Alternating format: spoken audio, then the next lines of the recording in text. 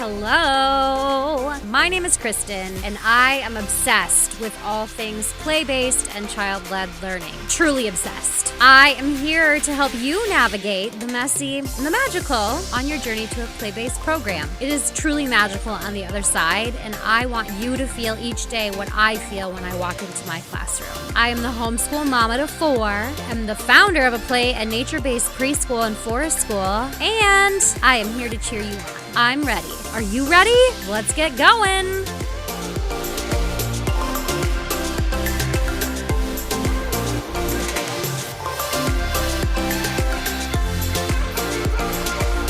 Welcome. Today we are interviewing Rae Pica, who is an author that I have talked about a lot.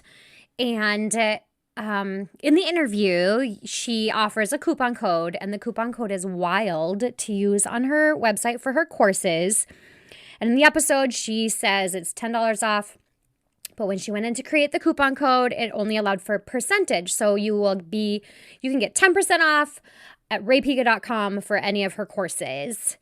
Also, if you have not checked out information about the Play in Nature Conference in Carson, Washington this summer, July 31st and August 1st. It's an in-person conference that my friend Tiffany Pearsall and I are putting on, and we want to meet you. So check that out on my website, learning-wild.com. And the third Play-Based Learning Masterclass will kick off in June. And so it will be open for registration at the beginning of May. So if you've at all thought, I am wanting more information about play-based learning, I need support, I need Kristen's help, I need a roadmap to get to a play-based learning environment, that is the place for you. The Play-Based Learning Masterclass, and you can sign up to get on my information list when I roll out registration for that course. You just head to my website and then you click on the Play-Based Learning Masterclass icon, and it'll take you right there to submit your email address so I can let you know. All right, that's enough. We are going to head over and chat with Rae Pica. Today, we welcome Rae Pica to the podcast. Rae is an early childhood consultant advocating for educating and developing the whole child. She is the author of 21 books, including What If Everybody Understood Child Development, which is my favorite. She's the blogger at raepica.com, online course creator, and a popular keynote speaker. She has shared her expertise with many groups, including the Sesame Street Research Department, the Center for Disease Control, and the President's Council on Physical Fitness and Sports. I am so honored and very excited to have a conversation with Rae today. Welcome, Rae. Thank you, Kristen. I'm so glad to be here. Oh my gosh. I just still can't believe that I get to talk to you and see your beautiful face. Oh my. Well, you are very generous. You can see it. I'm glad nobody else can. Okay. So I really don't know anything about your background, and I want to find out. I love origin stories. How did you end up in early childhood education, and how did you end up where you are right now? By accident. Okay. Yeah. I knew I loved dancing. I've known since I was about in 4th grade, at least, that I wanted to be a writer. Those two things were intentional, but early childhood was not on my radar until I took my first dance class when I was 24 because we couldn't afford it when I was a child. So it was a group of other adult women. And then somebody in my community said, would you teach preschoolers to dance? And I said, sure, I'll try that, which is how I've moved from one level of my career to another. Sure, I'll try that. Sure, I'll try that. And, I realized very quickly that they didn't need dance technique as much as they needed bodily and spatial awareness, opportunities for creativity and self-expression. And so I began studying movement education, and it, just led me step by step. I got a call one day this is when I was living in New Hampshire, Stratford County Head Start. And they said, we hear you do this movement stuff. Would you like to do some staff development training? And I said, sure, I'll try that. Oh. I was at NAUIC one year, went into the Del Mar booth. They're now Cengage Learning. And the editor there said, would you like to write a textbook on movement? I said, sure, I'll try that. I just Oh kept my. saying yes to these opportunities. And my passion for the field grew and grew and grew as I went Yeah. along. Yeah. I mean, I'm sure that so many people can resonate with that it's just kind of when you become an advocate for young children, it's something that you just fell into. It's not something that you said, I want to be this when you're a senior in high school, ready to move off into the world. Who knew such a thing existed as this Right. career? Yeah. I know. So now I'm kind of putting puzzle pieces together because a lot of what I read in the books that I have that I've read of yours talk about movement. And I wondered how movement became your thing. And now I get it. Now I understand it. So that's really cool. Yeah, and I think some of my movement colleagues, those who are strictly movement people, wonder how I have moved out of that strict perspective. But, Mhm. it went from movement for movement's sake, physical development, physical skills, motor skills, and all of that, to active learning, because I realized that the little ones need to physically experience concepts in order to Mhm. really understand them. So I became a proponent for active learning, which is still very, very much my thing. But that really, when we talk about active learning, we're talking about cognitive, physical, and social emotional development. So it's educating the whole child, which is something we've talked about in early childhood for a long, long time, but I don't Yes. actually see a lot of. Mhm. So yeah, it just sort of evolved. And as I became a proponent for active learning and educating and developing the whole child, I became more and more aware of what was happening to childhood and play. And so I just don't think I just needed to, I don't want to encompass it all, but I needed to do what I could to help the children. And of course, to help the children, you've got to help the early childhood Yes, professionals as well. So that's definitely. yeah. Yes. So the other day, um, creativity is one of my favorite things. And I love to I'm a thinker. I just love to sit and think. And one of the thoughts that hit me was that when we choose play and when we choose something that goes against the status quo, the traditional thing that society values in general, which Mm. is more of a traditional approach to early childhood education. But when you choose play, you're choosing, even if you know it or not, to be an advocate for young children.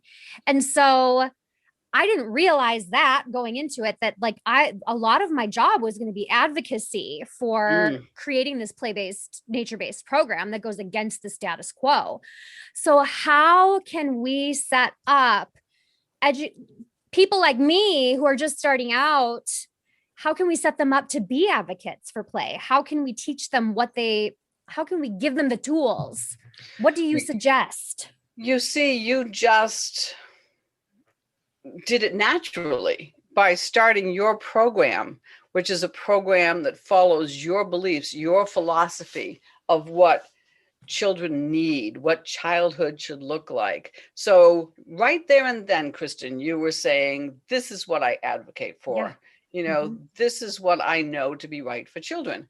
So that was a statement in itself. But I do often say we have to educate the parents, uh, and maybe I need to rethink that phrase, because I don't mean it to sound condescending at all. But we do have to help parents understand, as much as we're educating the children, Yeah. because they want the best for their children, excuse me, but they are um, under the burden of a lot of misinformation these days. One of the things they believe is that play is not productive time. And I'm not quite sure when productivity and accomplishment were words that came to be associated with childhood. It seems as though life and education have become one long race. And that's very, very sad and Yeah. not healthy at all for the children. It's not healthy for the parents. It's certainly not healthy for you early childhood educators. Right. So, um, so yeah, we have to help them see the reality versus the myth. And the big one, earlier is better, is what I'm Mhm. constantly tackling. You know, um, this again, it goes back to the race. We have to get them started on the road to accomplishment as soon as possible, or they will fall behind hopelessly for the rest of their lives and be miserable failures. And none of it's true. None of it's Right. true. So, in terms of tools for advocacy, collecting any research you can. I know a lot of people have said, well, when I come across an article, how do I give it to the parents without sounding like I'm a know-it-all, right? Mhm. I just say with as much enthusiasm as possible. Oh, Wow, look at this article I came across, and I just needed to share it with you. I would share it with everybody and not just one parent. exactly. Mhm. Maybe put it in the child's cubby with an enthusiastic note so you don't have to do it in person, something like that. But share as much Mhm. of the truth and the research as you can. Of course, it has to be, I mean, we don't want to be doing research papers and Yes. white Well, papers and all of that. it Even I has don't want to to read that. it has to be digestible. And Yes. I have actually found amazing tools on your website Hmm. that letters to parents. Yes. Oh, those are amazing. And we Thank have you. actually made it a part of the culture of our school that we send home something every single month. And so parents just Excellent. expect it. Yes. You can't make them read it, of course, but we're hopeful that they'll take a look at it and learn from it. And so if that was one thing that I going into it said part of what our advocacy is going to be or parent education. I didn't call it advocacy at that point in time because I didn't really even know that's what I was doing. Yeah, Was it's a just tough making word. sure, yeah, making sure that they get the information every month. There's just something new. So Mhm. Excellent. that's Excellent. a tip for anybody out there who's listening. Have you ever tried? I know some directors have a book club for parents where everybody's reading, the staff and the parents and the director are all reading the same book at the same time and maybe get together. Mhm. Nowadays, you might do it on Zoom to discuss it, or that might be Yeah. easier for the parents, right? Right? Totally. We have done that in the past and had great success with it. It was super fun. With COVID, it was kind of like put on the back burner just because so many more things came to the present for the teachers in our program and I'm parents in our sure. program. And, you know, trauma and a pandemic is real. So, like, Yeah. but yes, like we made it fun. Like we would go paddle boarding. We're in Minnesota, so we have like a ton of lakes. So we would set Oh, up a paddle wow. boarding night and pizza, and we would have pizza and go paddle boarding on the lake together and That's chat about the great. book. So making it fun like that is something that we've done in the past too for book clubs. Yeah. Hmm. That's great. That's great. There are all sorts of ways to be an advocate. And, I use the word champion because I think the word Yes. advocate can be a little intimidating. Yeah. When I think of advocate, I think of someone who's, speaking before Congress and, Same. you know, raising the fists and pounding the podium and Yes. yeah, yeah, but no. It can be as simple as what you did, starting your school. It can be Yep. as simple as using the correct words or, the respectful words to describe ourselves. We're educators. Hmm. We're not just anything.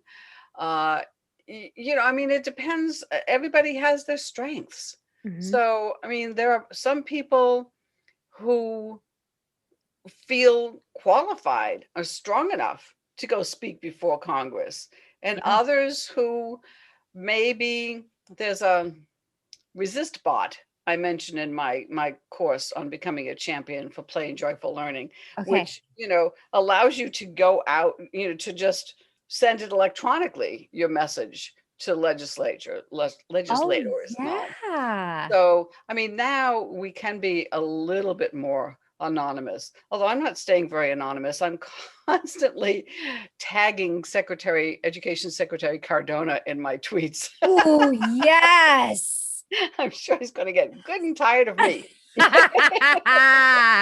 Oh my gosh, that's amazing. I love that you are bold enough to do things like that. And you know what, Kristen? I don't think I would have up until maybe last year. I mean, it's just I'm only able to now. There are other people I really have been, I've admired Mhm. who do that sort of thing much less anonymously. Mm. I have a colleague who is constantly on the governor of her state about screen time and screen time safety standards and all of that. And he knows her well. So, I've thought, gee, I don't know if I could do that. But I think it's one of the benefits of getting old. Yeah. I mean, I'm just, I'm at that point where like, I don't care. I don't care anymore. Yes. It's only so much time I have left to fix things. Yes. And I actually have been falling more. I, me personally, I've held back a lot just because of, scared of what people are going to say on Yes. social media, scared of what the comments are going to say. Don't I've read gotten some those. trolly comments. Mm, But you know what? Like, I'm done. If I'm going to advocate for children, if I'm going to champion for them, I am going to. good for you. And You got there a lot sooner than I did. A lot sooner. oh, well, they deserve it. Like we don't have time. We don't have time to waste for these kids. So I have young children and I'm going to champion for them all day Yes. long. Yes. Good for you. Good for Mm-hmm. you. And Okay. I'm thinking that when we're saying these things, for example, if you were saying these things, it might go in and out the ear of a parent or whoever.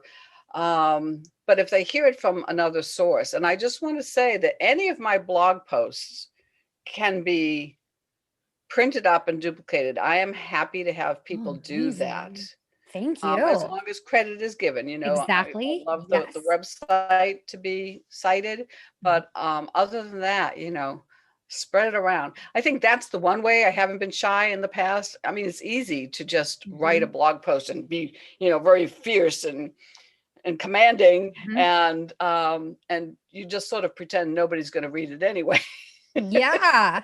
But yeah, and I get a lot of support. So the trolling, oh, I should not quit. The trolling hasn't been an issue for me yet. A couple of times, a couple of times. Yeah. Same.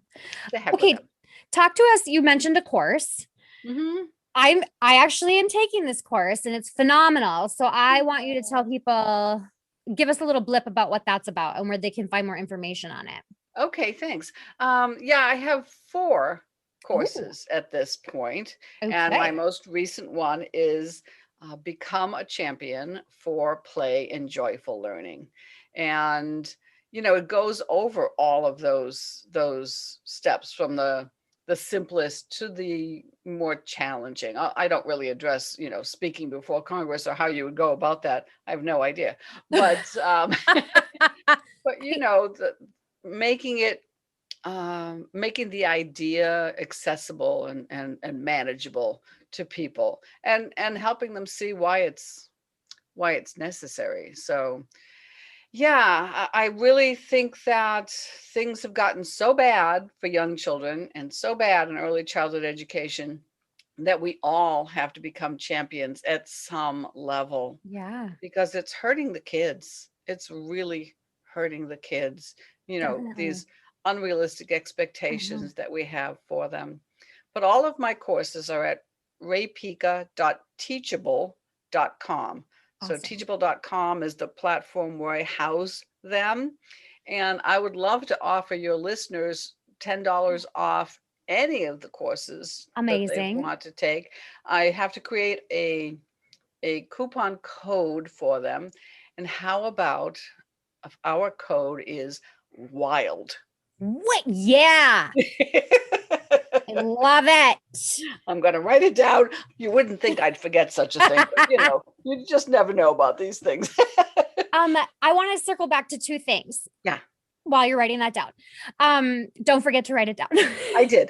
Okay, good. Right there in red. So I think another, like a very, very simple way for people to be a champion for children is to, when you see content that is on, I mean, we all hang out on social media platforms, but when you see something that you're like, yes, people need to know this, like this is what developmentally appropriate practice is, or this is what play is, like share it. Like share it to your personal page. That is a very simplistic way to be a champion for children. So easy. Yes. And I decided last year I was going to learn how to be like the real the advocate word that we think of, like government level. And I was so scared because, like, I mean, that's just scary to think about going and standing in front of all these like very educated people. Oh, well, I think a little less of them. Makes it less scary. There you go. But in Minnesota, and I don't know if there's programs like this around the United States or around the world, we had a organization called Think Small.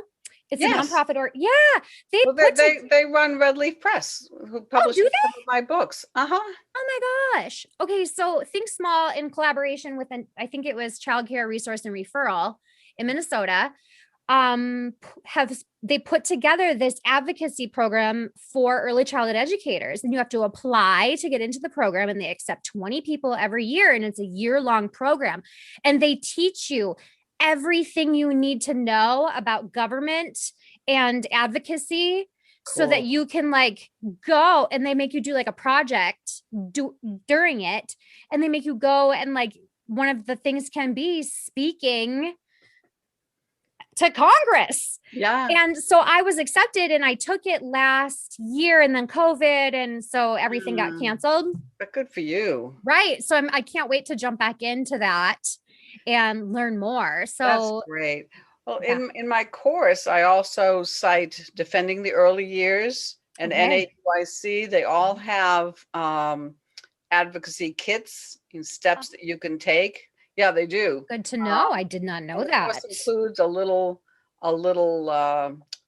maybe 14-minute interview with Denisha Jones, who is the executive director of Defending the Early Years, and she has some wonderful things to say and makes people really comfortable with the idea of but there is help out there. And that's the big takeaway from the course, I hope, is that we're not alone. There is definitely strength in numbers. We're not alone. And I used to kid in my presentations and say, there are more of us than them. Yeah. There are more of us than them. And they, they just have to listen to us. But I went to an advocacy seminar one Saturday morning that Northern Virginia AEYC was putting on, and they had state legislators there. And I was just so gratified to see that they had taken time from their Saturday to be there. And the one thing that struck me the most was when one gentleman said that if it's important to you, you have to let us know about it. That's paraphrased. Because of course they get a gazillion things come across their desk every day and that are important to everybody. And they're not just going to suddenly sit there and think, gee, I wonder about early childhood education. No, we have to bring it to their attention. So yeah, if it's important to us, we have to let them know about it. Definitely. There was a group in Minnesota a long time ago that was trying to make change for something in the childcare industry, and they organized this big drive. Like they sent all these legislators and representatives diapers in the mail with their note or whatever, their letter that they wanted read inside these diapers, and they just flooded their office with diapers. Wow, that'll catch your attention, won't it? Yeah. So in my experience in life. I have always found that if you can make something different, or you can make it creative, or if you can find a way to do something different than everybody else, Yeah, stand out a little bit. yes, you will be seen more often than not. So, Yeah. just figuring out ways to be creative about how we get the word across. Yeah. Mhm. It's hard to top diapers. I have some people in my learning community who have sent them copies of my book, What If Everybody Understood Child Development, which is also my favorite. Don't tell the others. Okay, okay, I won't. Um, but who knows? I mean, they're short little chapters and Mhm. you don't have to read them all, but still you have to open the cover, and who Yep. knows if they're even going to do that. So diapers is a bit more attention getting than that. Okay. Um, is there anything, I know we could talk for hours Hmm. on child development, developmentally appropriate practice, advocacy, championing. Is that even a word? It is a hard word. I've tried it before. I Championing. try not to have to say it. Is there anything else on that topic? Otherwise, I have 3 rapid fire questions for you. Oh no, rapid fire. Um, no, we can't let play in childhood go. No. We cannot. The children are suffering. We're going to have adults who are suffering greatly as a result of the Yes, childhood that they're having now. So we have to fight back at whatever level we can. we do. Yeah. Okay. These questions don't have to be early childhood related, but if they are, that's fine. I want to know, what are your go-to podcasts? I don't listen to podcasts. My Why did I know phone you were going to say that? my phone keeps telling me that I need to have some music on there, and it's like, one more thing I have to figure out. No thanks. When I do listen to a podcast, it's usually one of my old ones that I used to do for BAM Radio Network. Okay, Do you know yes. BAM? I do. I've heard of BAM Radio Network. Yeah, it's Yes. actually the largest education net. Podcast Can never get the platform. yeah Yeah. network of education podcasts in the world. But Wow. yeah, this morning I was creating a PowerPoint, and I wanted to review some of my podcasts, so to see Okay. if I could recommend them, because it's been a while since I've recorded any live ones. Yep. So yeah, I listen to my own. You know what? I've done the same thing, actually. I'm like, I need to revisit this just to see if this is applicable to what I'm doing now. So, Yes. okay. What was the last book that you read? Oh, well, I love fiction. I read Mm-hmm. fiction all weekend and at night Ooh. before I go to bed, before I Okay. go to sleep. Yeah. I have recently finished the last so far in the series, the Outlander series. Okay. I haven't read those. Oh, quite brilliant. I Really? mean, have you seen the show on Stars? No. Yeah. No. But I do want to say that I just finished this professional book recently, Okay. Let the Tell me. Children Play. Oh, And in my course, it's one of the books that I recommend, but I hadn't read it yet. I didn't even know it existed until I went searching for books advocating for play. And so I ordered it because it sounded so wonderful. And it is. It's Let the Children Play, How More Play Will Save Our Schools and Help Children Thrive. And mm, one of the authors is Pasi Sahlberg from Finland, and he knows what he's mm. talking about.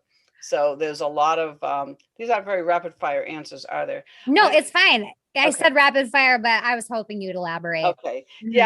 Yeah. There's a lot of highlighting in here. And one of the things that I was talking to a group on Zoom with on Saturday was this one that I've got exclamation points beside. When a Long Island mother found out her 5-year-old son in kindergarten was going to be required to use an iPad in class, Mm. she complained and threatened to pull the child out of school. So she was advocating for her child, right? Yeah. School officials threatened to turn her into Child Protective Services. This is Oh, how crazy things have gotten. that's heartbreaking. It is. It is. So yeah, now I just started yesterday his latest with Timothy Walker, who's an American teacher who now teaches in Finland, called "In Teachers We Trust." Mm. Because in Finland, they trust you guys. Here they Mhm. do not. No. They try to tell you how to do your job. So Yes. yeah. Okay. I'm gonna write that down. I have the Let the Children Play. It's like way up there on my bookshelf, but Ah, I haven't read it yet. So I I'm gonna have a have to. lot of professional books I haven't read yet because they all look so yummy. And then Mhm. the weekend comes and I just want to dive into Outlander. I love it. Okay. Last one. Where do you find inspiration and or creativity in your life? I'm inspired by all of you guys, Mhm. the dedication that you show, showing up on a Saturday for a Zoom webinar or something, Mhm. paying out of pocket for my courses, for goodness sakes, you don't get the that happening in other professions. So I'm Yeah. very inspired and motivated by you, but I'm also inspired by nature. Yeah. Yes, I live in Alexandria, Virginia, Oh, I which thought you were going to say Alexandria, Minnesota. And I was like, oh, hello. I didn't know you had one.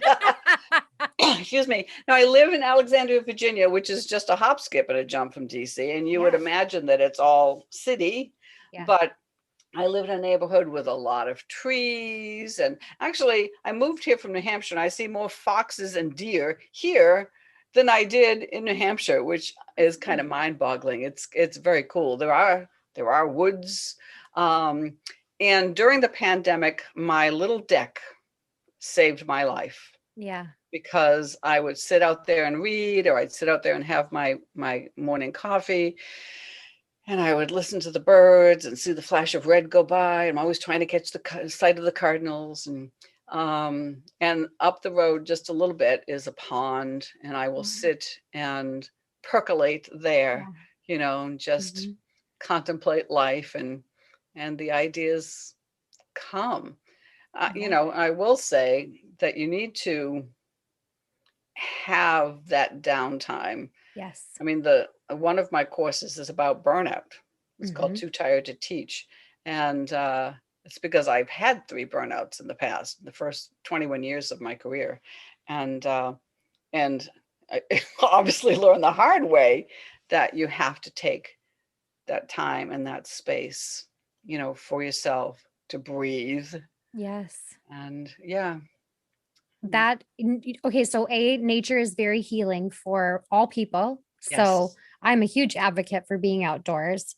Yes. And second, some of my best, like all of my best ideas have come from those moments of nothing, of those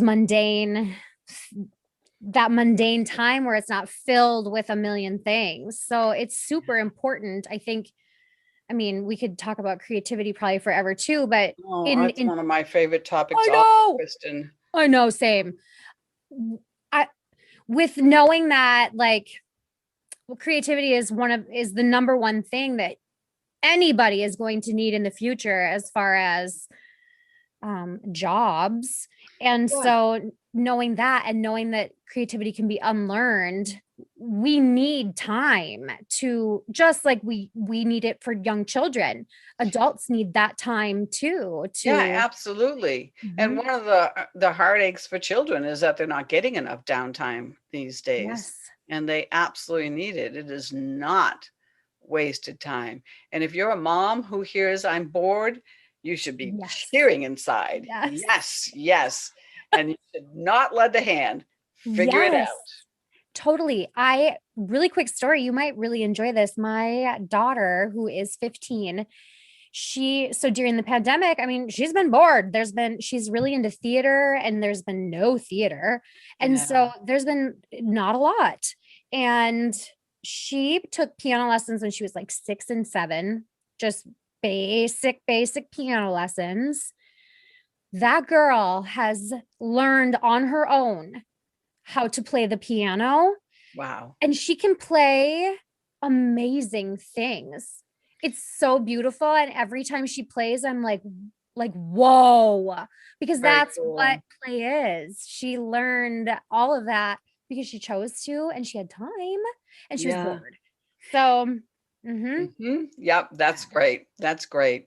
That is really wonderful. I know that the pandemic has been, I mean, awful doesn't begin to Yeah. describe it. And for a lot of people, free time, even during a pandemic, I mean, a lot of moms are doing dual jobs now, Yeah. parent and teacher. Teacher. Mm-hmm. Um, but I was fortunate, I feel blessed to be able to say that I produced more over Same. the last year than I ever had because life became so much simpler. I have some concerns, so I was extra cautious. Mm-hmm. It's just been pretty much me and the cat, picking up library books at the curbside for the Yeah. last 14 months. Yes. Talking to anybody who might go by the deck, so that you know that there are human beings out there. And Zoom, thank goodness for Zoom. Right. But Mhm. but yeah, all that quiet time has turned into productive time. Yeah. Yeah. Yes, I think that's how it's been for many adults and children as well. So some good did come out of this, right? Oh goodness, we have to find some good in it. Yeah. Yeah. Okay. Well, Rae, I like took away so many nuggets. I took a lot of notes. Oh, And I like, thank you. Thank you for being a champion for children. Thank you for doing what you do. You don't realize, maybe you do, but you are changing the lives of so many people and helping so many people like myself understand things just a little bit better and oh, waking us up to things that we didn't know we needed to wake up to. So thank you wow. for being But it's hard you. for me to imagine that all that is true, but I hope It is. that my work does inspire yours. So and back at you for everything that you're doing Oh, for thank you. children. So the coupon code is wild Yep. at raepica.teachable.com, and I will make it available for all of the courses. Definitely. And I $10 do know that you can, if you forget the teachable part and you just get raepica.com, it takes you, you have courses at the top of your website. So you can click into there and it'll take you to them too as well. I do. Mhm. Thank you Mhm. for Yeah. remembering that. Do you have any social channels that you're active on? Well, on Facebook, it's Rae Pica Keynotes and Consulting is my company Okay, page, and cool. that's the best place for us to stay in touch. Perfect. I post the good stuff there. Wonderful. Thank you so much. Thank you. I hope the rest of your day is fantastic, Rae. Same here. Thank you for letting me be part of this, Kristen. Of course. Of course, I was honored. All right. See you later. Bye. Bye. Hey, I need you to do me a huge, huge, huge, huge favor. If you liked listening and you want to be able to hear more, can you please go onto iTunes and leave me a 5-star review? I would so appreciate it. And then connect with me on Instagram. It's learning.wild. We'll see you around.